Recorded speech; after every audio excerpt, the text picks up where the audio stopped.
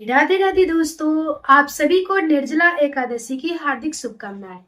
आप सभी बहनों को आज हम भगवान विष्णु से विनती करते हैं कि आप सभी बहनों को आज तक जो भी इच्छाएं, जो भी मनोकामनाएं हैं, जो अभी तक पूर्ण नहीं हुआ है, तो भगवान विष्णु से आज हम अपने दिल से यही दुआ करते हैं कि निर्जला एकादशी के दिन आप सभी बहनों की जो भी इच्छाएं, जो भी मनोकामना है, वो भगवान विष्णु पूर्ण करे। ठीक है, कान्हा जी पूर्ण करे।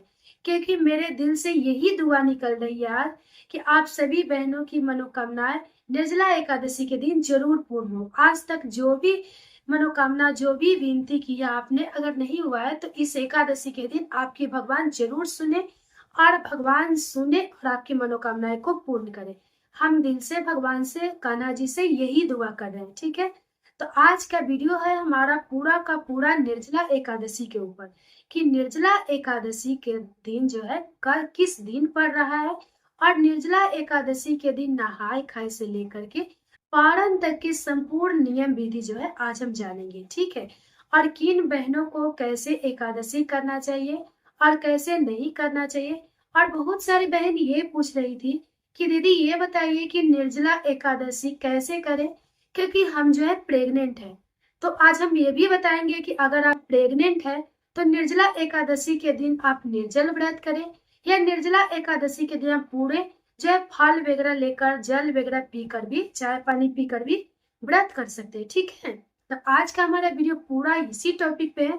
तो दोस्तों, आप सब बने रहिए मेरे साथ मेरे चैनल पे, और मेरे चैनल का नाम है बिहारन की वास्तु टिप्स। ठीक है, तो अगर मेरा वीडियो आपको पसंद आता है तो प्लीज मेरे वीडियो को लाइक कर दीजिएगा, और चैनल पे नए तो चैनल को सब्सक्राइब करके साथ ही बेल आइकन को भी प्रेस कर दीजिएगा, ताकि जब भी मैं इस तरह की वीडियो अपलोड करूं तो सबसे पहले आपके पास पहुंचे। और हाँ, कमेंट्स में बताइएगा जरूर कि ये हमारी छोटी सी जानकारी आपको कैसी लगी, और अच्छी लगी तो कमेंट्स में ओम नमो भगवते वासुदेवाय नमः या हरे विष्णु हरे कृष्णा जरूर लिखिएगा। ठीक है, तो चलिए जानते हैं। देखिए दोस्तों, आप सभी जानते हैं निर्जला एकादशी जो पड़ रही है वो गुरुवार को पड़ रही है। 25 तारीख को, यानी 25 जून जो है गुरुवार को पड़ रहा है। तो गुरुवार के दिन जो है एकादशी का व्रत हम रखेंगे। ठीक है, लेकिन आप सभी जानते हैं ना कि एकादशी का व्रत 3 दिवसीय पर्व होता है, सबसे महान व्रत होता है। सबसे महान व्रतों में से एक इसके देखा जाता है, क्योंकि एकादशी का व्रत जो है 3 दिन हम व्रत को रखते हैं। एकादशी के व्रत का पालन हम 3 दिन करते हैं। द्वादशी के दिन करते हैं, दशमी के दिन करते हैं, एकादशी के दिन और द्वादशी के दिन। ठीक है, 3 दिन हम इस व्रत का पालन करते हैं। तो सबसे पहले हम नियम जानते हैं द्वादशी का, कि द्वादशी के दिन जो है बुधवार पड़ रहा है। तो बुधवार के दिन हमें कौन कौन से नियम है जो करना चाहिए। ठीक है, तो देखिए बुधवार का दिन जो पड़ रहा है 24 तारीख पड़ रहा है, 24 जून। ठीक है, तो बुधवार के दिन हमको नहाए का है ना, बोलते हैं कि बुधवार के दिन दसवीं तिथि है। तो दसवीं तिथि का दिन के हम नियम जान लेते हैं कि उस दिन हमें क्या करना है। तो दसवीं की तिथि के दिन आप बाल धोकर नहा लीजिएगा। ठीक है, दसवीं के दिन आपको ब्रह्मचर्य का पालन करना है। ठीक है, आपको ब्रह्मचर्य का पालन करना है। दसवीं के दिन शुद्ध सात्विक भोजन करना है। आपको बाल धोकर स्नान करना है, और आपको नाखून वगैरह जो भी काटना है, या आपके घर में हजाम काटने आते हैं तो आप उनसे, नाई जो बोलते हैं, आप उनसे कटवा लीजिएगा बुधवार के दिन ही। ठीक है, और बाल धोकर स्नान कर लीजिएगा बुधवार के दिन ही, एक दिन पहले दसवीं तिथि के दिन। और हमें इस दिन दसवीं तिथि के दिन लहसुन प्याज का सेवन भूल कर भी नहीं करना है। लहसुन प्याज, मसूर की दाल, बैगन, ये सारे जो भी चीजें हैं आपको मतलब बर्ताव करना है, इससे अपनी चीजों का सेवन नहीं करना है। दसवीं तिथि के दिन इन सारे नियमों का पालन करेंगे। ठीक है, और दसवीं तिथि के दिन से ही भगवान के मंत्रों का जाप करेंगे। दसवीं तिथि के दिन हम सुबह दीपक जलाएंगे, भगवान के पूजा करेंगे। उसके बाद हम दिन भर मंत्रों का जाप करेंगे, और शाम के समय भी जो है हम भगवान का पूजा करके, घर में आरती वगैरह करके, एक टाइम जो भी पूजा करते हैं संध्या में, वो पूजा वगैरह करके, आरती वगैरह करके, घंटी वगैरह बजा करके हम जो है एक टाइम शुद्ध सात्विक भोजन करेंगे। या आप सुबह कर लें, या दसवीं तिथि के दिन अगर आप सुबह ना कीजिएगा तो शाम के समय जो है आप एक टाइम भोजन कीजिएगा। दसवीं तिथि के दिन आपको एक ही टाइम भोजन करना चाहिए, ठीक है। बहुत सारे लोग 2 टाइम करते हैं, तो आप अपना देख लीजिएगा, क्योंकि 2 टाइम करते हैं कोई दिक्कत नहीं है, करते हैं, लेकिन ज्यादा शुभ तब होता है, ज्यादा फल तब प्राप्त होता है जब दसवीं तिथि को भी हम एक टाइम भोजन करें। तो अगर आप एक टाइम कर रहे हैं तो उसके लिए बता रही हूँ कि आप शुद्ध सात्विक भोजन करें। जैसे आप लौकी की सब्जी खा सकते हैं, या आप जो है कोई भी जैसे पनीर हो गया, आप पनीर खा सकती है, लौकी की सब्जी खा सकते हैं, या ये जो मौसमी फल जो भी सब्जियां होती है उनमें से आप खा सकती है, ठीक है। लेकिन शुद्ध सात्विक होना चाहिए, जिसमें लहसुन प्याज का ध्यान रखें, कभी भी पड़ना नहीं चाहिए। क्योंकि लौकी का खीर भी खा सकते हैं, कोई मीठा भी बनाकर खा सकते हैं, ये सारी अगर मखाना का खीर खाना चाहते हैं तो वो भी खा सकते हैं। दसवीं तिथि के दिन अगर एक टाइम आप भोजन करेंगे तो आपको और फल मिलेगा, ठीक है। तो आप जो भी देख लीजिए, आप जो भी खाते हैं वो खा लीजिएगा, ठीक है। और दसवीं तिथि के दिन पूजा वगैरह करके खाओ कर, जो भी आप घर में किचन में जो भी साफ सुथरा है आप कर लीजिएगा, सफाई वगैरह। और आपको सोने के समय जब आप बिस्तर पे सोने जा रहे हैं, उस समय आपको याद रखिएगा दांतों को हमें अच्छे से ब्रश कर लेना है। क्योंकि दांतों में हम ब्रश कर लेंगे, क्योंकि देखिए ऐसा माना जाता है कि एकादशी के दिन हमें अपने मुख में कुछ भी नहीं डालना रहता है। और जो दावा से हम ब्रश करते हैं उस दावा में जो है केमिकल यूज होता है, तो केमिकल वगैरह कुछ भी हम अपने मुख में नहीं डालेंगे, कि एक प्रकार की जो है हमें अपराध लगता है, पाप लगती है। तो इसके लिए हम दसवीं तिथि के दिन ही जो है अच्छे से ब्रश कर लेंगे, क्योंकि ब्रश हमें जो है और दातुन जो है हमें एकादशी के दिन नहीं करना है, ठीक है। हम कूला वगैरह कर सकते हैं लेकिन ब्रश नहीं करेंगे, दातुन नहीं करेंगे, ठीक है। तो आप दसवीं तिथि के दिन जो है इस सारे नियमों का पालन करके सो जाइएगा। और बहुत सारे लोग जो है, बहुत सारे बहन पूछ भी रही थी कि हम सरगी खाना चाहते हैं तो क्या हम खा सकते हैं। तो हाँ, बिल्कुल खा सकते हैं, क्योंकि निर्जला एकादशी जो है एक तो पूरे दिन निर्जल सहना पड़ता है, और उसके बाद इतनी धूप इतनी गर्मी रहती है, इतनी बेचैनी छाती है, ठीक है, दिन भी बड़े हैं, तो हम सरगी खा सकते हैं। इसमें नियम है, सरगी खाते हैं, बहुत सारे लोग खाते भी हैं, बहुत सारे लोग नहीं भी खाते हैं। बहुत सारे लोग कहते हैं कि व्रत की जो शुरुआत होती है वो जो है 12 बजे, दसवीं के 12 बजे रात के बाद हो जाती है। लेकिन देखिए तिथि तो चढ़ जाती है, लेकिन बात यहाँ पे आती है कि हमारे शास्त्रों में ये नियम है कि कोई भी व्रत की शुरुआत सूर्योदय से लेकर सूर्योदय के बाद तक समाप्त होती है, अगले दिन सूर्योदय के बाद समाप्त होती है, ठीक है। तो हम धरते हैं जब सूर्योदय हो जाता है उसके बाद, तो हम कोई भी व्रत अगर करते हैं तो सूर्योदय होने के बाद हम उस व्रत को चालू करते हैं, वो चालू होता है, वो गिनाने लगता है, ठीक है। तो अगर आप चाहती है तो ब्रह्मा मुहूर्त में उठकर कूला वगैरह करके अच्छे से आप कुछ भी सरगी में मीठा खा सकती है, कुछ भी आप जो मौसमी फल भी खा सकते हैं, आप स्पंज वगैरह जो भी चीजें आप खा सकती है, ठीक है, पानी पी सकते हैं। ठीक, अगर गर्भवती माता है, जो भी माताएं हैं, उनके लिए तो और भी है, क्योंकि उनके गर्भ में जो नन्हा सा जीव पल रहा है, अगर वो भी व्रत रखती आ रही है तो वो तो छोड़ेंगी नहीं, तो वो भी पानी वगैरह पी सकती है, कुछ मीठा पानी वगैरह जो है पी सकती है, खा सकती है, कोई दिक्कत नहीं है, ठीक है, आप कर सकते हैं। उसके बाद अब हम जानते हैं एकादशी के नियमों के दिन। तो एकादशी के नियम के दिन जो है गुरुवार पड़ रहा है, तो गुरुवार के दिन जो है बहुत सारे जो भक्त हैं वो गुरुवार का व्रत सब दिन रखते हैं, पूरे माह रखते हैं। तो आप अगर गुरुवार का व्रत रखते हैं तो और अति उत्तम है कि हमें उस दिन दोनों व्रत करने का फल मिलेंगे। गुरुवार व्रत कर रहे हैं तो गुरुवार का भी और एकादशी करने का भी, दोनों फल मिलेंगे, ठीक है। और जो बहनें हैं अगर एकादशी का व्रत ना करके गुरुवार का व्रत रखती हैं, तो गुरुवार के व्रत में जो है एक टाइम भोजन करते हैं, पीला भोजन जो भी है, केला हो गया, चने के दाल के साथ, या जो भी रोटी दूध ही खाते हैं तो उसमें थोड़ा सा हल्दी रख करके खाते हैं। तो आप अगर चाहेंगे कि हमें निर्जला एकादशी करने का भी फल मिले, तो आप जो है उस दिन निर्जल सह जाए, तो आपको और फल मिलेगा, उस दिन दोनों करने का फल मिल जाएगा, ठीक है। तो आप अपने हिसाब से देख लीजिएगा, अगर आप चाहती है कि ये भी फल मिले तो आप पूरे दिन निर्जल रहकर उपवास कर लेंगे तो आपको दोनों करने का फल मिल जाएगा, और जो करती है उनके लिए तो सही ही है, ठीक है। अब हम बात करते हैं दोस्तों की, देखिए उस दिन जो है सुबह उठ करके आपको सबसे पहले ब्रह्मा मुहूर्त में उठकर घर के अच्छे से साफ सफाई करके अच्छे से स्नान वगैरह कर लेना है। उसके बाद साफ कपड़े हमें पहनना है, और कोशिश करें कि उस दिन गुरुवार है तो उस दिन हमें पीला वस्त्र पहनना है, ठीक है। ऐसे भी भगवान विष्णु के पूजा में पीले वस्त्र पहनना, पीला चीजें खाना, पीले चीज उनको अर्पित करना, पीला चंदन लगाना, पीले चीज फूल अर्पित करना, ये सारी चीजें भगवान विष्णु को बहुत ही प्रिय है। तो इसीलिए आप पीले चीजों का उस दिन यूज करें, पीला वस्त्र पहन लें। उसके बाद आप अच्छे से जो भी आप वस्त्र पहन रहे पहन करके आप जो है पहले तुलसी में जल दे दे, उसके बाद सूर्य भगवान को जल दे।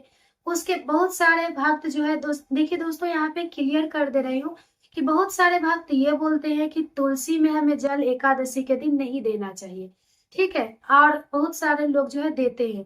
तो आप अपने घर की परंपरा देख लीजिएगा, क्योंकि हम लोग जो है एकादशी के दिन तुलसी में जल नहीं देते हैं, क्योंकि हमारे यहाँ जो है नियम यही है कि तुलसी माता भी जो है भगवान विष्णु का एकादशी का व्रत जो है रखती हैं। तो हम उस दिन तुलसी में जल अर्पित नहीं करती है, क्योंकि वो उपवास व्रत रखती है। तो आप अपने हिसाब से देख लीजिएगा, मैं ये नहीं कह रही कि आप जल दीजिए ही, और ये भी नहीं कह रही कि जल नहीं दीजिए, ठीक है। आप अपने घर के परंपरा के अनुसार आप देख लीजिएगा कि आप कैसे आपके घर में जो चले सदियों से आ रही है, ठीक है। अगर नहीं ऐसा कोई परंपरा है तो आप ना दे तो सही रहेगा, क्योंकि एकादशी के दिन हमें तुलसी में जल नहीं देना चाहिए, कि तुलसी माता जो है एकादशी का व्रत उपवास रखती है, तो जल देना सही नहीं है, हमारे लिए सही नहीं होता है, ठीक है। तो आप देख लीजिएगा। तो उसके बाद अब हम जानते हैं कि आप सूर्य भगवान के जल जरूर अर्पित करें, क्योंकि सूर्य भगवान को जल अर्पित करने से हमारे कई फायदे होते हैं, हमारे सेहत के लिए भी सही होते हैं, हमारे आंखों की रोशनी भी सही होती है। ऐसे मैंने वीडियो अपलोड कर दी हूँ अपने चैनल पे कि सूर्य को जल देने से कौन कौन से नियम होते, कौन कौन से फल मिलते हैं। आप अगर देखना चाहते हैं तो चेकआउट कीजिए, हमारे चैनल पे मिल जाएगा, ठीक है। फिलहाल अभी हम बात करते हैं एकादशी के बारे में। तो एकादशी अगर निर्जल रह रहे हैं आप, तो पूरे दिन आप जो है भगवान विष्णु का पूजा करें। उनके अगर आप चाहते हैं, आपके पास अगर कोई विग्रह है तो आप विग्रह से पूजा करें, आपके पास कोई फोटो है तो फोटो से भी कर सकते हैं। आपके पास अगर फोटो नहीं, भगवान विष्णु का कोई विग्रह है, तो आपके पास अगर लड्डू गोपाल भी है, छोटे कान्हा जी हैं, तो आप कान्हा जी के साथ भी जो है पूजा कर सकती है, ठीक है। एकादशी के दिन आप मौसमी फल ले ले, या आप फूल चंदन अक्षत जो भी सारी वस्तुएं हैं, दोस्तों अगर आप चाहेंगे तो हम वीडियो अपलोड कर देंगे, आप कमेंट्स करके बताइएगा। पूजा विधि तो हम करके बता देंगे, तो आप उस तरह से कर सकते हैं, नहीं तो और भी वीडियो है आप देख सकते हैं, उस तरह कर सकते हैं। पूजा अच्छे से कर ले। उसके बाद जो है दोस्तों, कोशिश करें कि एकादशी के दिन हमें किसी से झगड़ा नहीं करना है, हमें किसी को अपशब्द नहीं करना है। और हाँ देखिए दोस्तों, ये एकादशी सारे एकादशियों से परम उत्तम माना गया है, और सारे एकादशियों से सबसे जो है बहुत ही कठिन एकादशी होती है, क्योंकि निर्जल एकादशी होती है, क्योंकि भक्तों को पूरे दिन निर्जल उपवास करना रहता है, तो काफी हमें प्यास भी लग जाती है। तो देखिए दोस्तों, इस दिन कोशिश करें कि हमें किसी से भी कम बोले, ज्यादा मोबाइल का इस्तेमाल ना करें। उस दिन कोशिश करें कि हमें बहुत ज्यादा कम से कम जो भी बातें हैं वो हमें किसी से करनी चाहिए, ठीक है। आप कहीं ठंडे स्थान पे बैठे, ज्यादा भाग दौड़ और धूप में ना करें। कहीं अगर ऑफिस वगैरह अगर जाना है तो आप उस दिन ना जाइए, उस दिन आप छुट्टी वगैरह लगा दीजिए, आप ना जाइए। कहीं घूमने वगैरह आप ना जाइए। कहीं आप अपने घरों में एसी फ्रिज जो भी है उनके सामने रहिए, ताकि आपको फ्री जो पानी जो है, प्यास जो है कम लगे, ना लगे, ठीक है। इस बातों का आप बिल्कुल ध्यान रखिएगा। अगर आपको बार बार इन सब चीज करने के बाद भी अगर प्यास लग रही है, तो आप जो है दिन में 2 से 4 5 बार आप कुल्ला कर सकती है। इससे हमारा प्यास जो है मिटता है। बहुत ज्यादा अधिक बातें किसी से ना करें, बहुत ज्यादा अधिक किसी के बारे में सोचे ना। कोशिश करें कि अच्छे से रहे, और उस दिन जितना हो सके भगवान के मंत्रों के जाप करें, और भगवान में ध्यान लगाए। ऐसे हमारा भगवान में अगर हम ध्यान लगाएंगे, उनसे कहेंगे, तो भगवान हमारा बेड़ा पार जो है उस दिन लगा देंगे, ठीक है। तो यही सारे नियम है जो एकादशी के दिन हमें पालन करना है। और किसी का भी उस दिन भूल कर भी दिल ना दुखाए, कभी भी कटु वचन ना बोले, या अगर आपके घर में कलह क्लेश पहले से चलते हैं तो कम से कम उस दिन झगड़े कलह क्लेश ना करें, ठीक है। अगर कोई बोल भी रहा है तो आप बात को इग्नोर कीजिए, बात को काट दीजिए, ठीक है। लेकिन किसी से आप मुंह ना लगाइए, ठीक है। उस दिन आपके लिए बहुत ही शुभ होगा अगर आप ये ना करेंगे। ऐसा कहा जाता है कि आप अगर अधिक मास जो है भगवान विष्णु को बहुत ही प्रिय होता है, क्योंकि अधिक मास को भगवान विष्णु जो है स्वयं अपनाते हैं। तो आप अधिक मास में जो भी पुण्य की काम करती हैं, आपके साथ जाता है, क्योंकि कहा जाता है कि हमारे साथ कोई भी धन दौलत, कोई भी साथी संगाती नहीं जाता है। अगर हमारे साथ जाता है तो कोई कुछ जो भी दान पुण्य करते हैं, वही हमारे साथ जाता है, ठीक है। तो अगर आप जो है दान पुण्य कुछ ना भी किए हैं, तो एकादशी के दिन कोशिश करें कि अगर आप एकादशी का व्रत रखकर अगर आप इस दिन जो है बहुत सारी चीजों का दान करते हैं, या आपके पास बहुत सारे चीज ना है तो इनमें से कोई भी एक चीज का दान करते हैं, तो आपके सारे पाप नष्ट हो जाते हैं और आपको एकादशी करने के बराबर फल मिलते हैं। भगवान के धाम में आपका जो है वास मिलता है, ठीक है। तो आप जो है पूजा करने के साथ साथ आप दान अवश्य करें, क्योंकि बिना दान किए एकादशी का फल आपको नहीं मिलेगा। तो आप घड़े का दान जरूर करें। इस दिन एक घड़ा जो होता है उसमें शुद्ध जल भरकर आप घड़े का दान जरूर करें, क्योंकि ऐसा कहा जाता है कि जब हम घड़े का दान करते हैं, तो जब यमराज हमें ले जाते हैं, तो वही घड़े का पानी जो है हमें शीतल बन के हमारे कंठों तक पहुंचती है, ठीक है। और दूसरी बात, आप सक्षम है तो गाय माता की दान करें। अगर गाय बछड़ा दान करते हैं, तो ऐसा माना जाता है कि जब हमारी मृत्यु होती है, उस समय भवसागर से पार हमारे जो है गाय माता ही कराने आती है, ठीक है। उसके बाद आप उस दिन किसी भी भिक्षु भिक्षु का आप भोजन जरूर कराएं, ठीक है। किसी भी जरूरतमंद को आप भोजन कराएं। अगर उसको पैसों की जरूरत है तो पैसे दे। अगर उसके पास फटे पुराने कपड़े हैं, तो आप नए वस्त्र खरीद कर उसको दान दे, ठीक है। अगर आपके पास बहुत सारा धन है, तो आप अगर जितना सक्षम है उतना आप दान दे सकते हैं। गरीब की बहुत ज्यादा आपको जितना हो सके मदद करें। प्यासे को पानी जरूर पिलाएं। अगर आपके पास कोई भी जीव जंतु भूखा प्यासा आता है, तो आप उन्हें अच्छे से बांध कर उन्हें अच्छे से द्वार पे अपने रख के कम से कम उन्हें पानी जरूर पिलाएं। ऐसा अगर करते हैं तो हमें सारे जन्मों के कई जन्मों के पाप जो है हमारा नष्ट हो जाता है और हमें शुभ फलों की प्राप्ति होती है, ठीक है। तो यही सारी जो नियमें हैं जो हमें करना है। उसके बाद एकादशी के दिन हमें रात में नहीं सोना है। हमें जितना हो सके भगवान के मंत्रों का जाप करते हुए आपको यज्ञ करवा सकती है, सत्यनारायण भगवान की कथा करवा सकती है। आप जो है इस दिन कोई भी धार्मिक कथा वगैरह कहलवा सकती है, ठीक है। और द्वादशी के दिन जो है आपको पारण करना है। पारण आप कभी भी मीठे चीजों से करिएगा, ठीक है। सूर्य उदय होने के बाद आपको पारण करना है। और आप एकादशी के दिन किसी वजह से अगर दान ना दे पाई हो, तो आप द्वादशी के दिन जो है कोशिश करें कि हम दान दे दें, ठीक है। द्वादशी के दिन दान देकर पारण करके, और द्वादशी के दिन भी हमें लहसुन प्याज का सेवन नहीं करना है। उस दिन भी हमें शुद्ध सात्विक भोजन करना है, ठीक है। और हमें उस दिन भी ब्रह्मचर्य का पालन करना है और किसी से झगड़े झंझट कलह क्लेश नहीं करना है। और हमें जितना हो सके भगवान विष्णु के हरे कृष्ण महामंत्र का जाप करना है, ठीक है। तो यही सारी नियमें थी निर्जला एकादशी से जुड़ा, मैंने आपको बताया। अगर मेरा सुझाव मेरा जानकारी आपको पसंद आया होगा, तो प्लीज मेरे वीडियो को लाइक कर दीजिएगा। और अगर वीडियो आपको पसंद आया होगा तो लाइक करके चैनल पर नए तो सब्सक्राइब जरूर कर दीजिएगा। और अगर ये वीडियो आपको अच्छे से समझ में नहीं आया होगा, तो वीडियो को रिकवर करके फिर से आप बार बार इस वीडियो को देख सकते हैं, समझ सकते हैं। और जितने लोग निर्जला एकादशी की व्रत कर रहे हैं, उनके पास आप इस वीडियो को भेज सकते हैं ताकि उन्हें भी कुछ मदद मिले, ठीक है। तो मेरा वीडियो यहीं तक का था।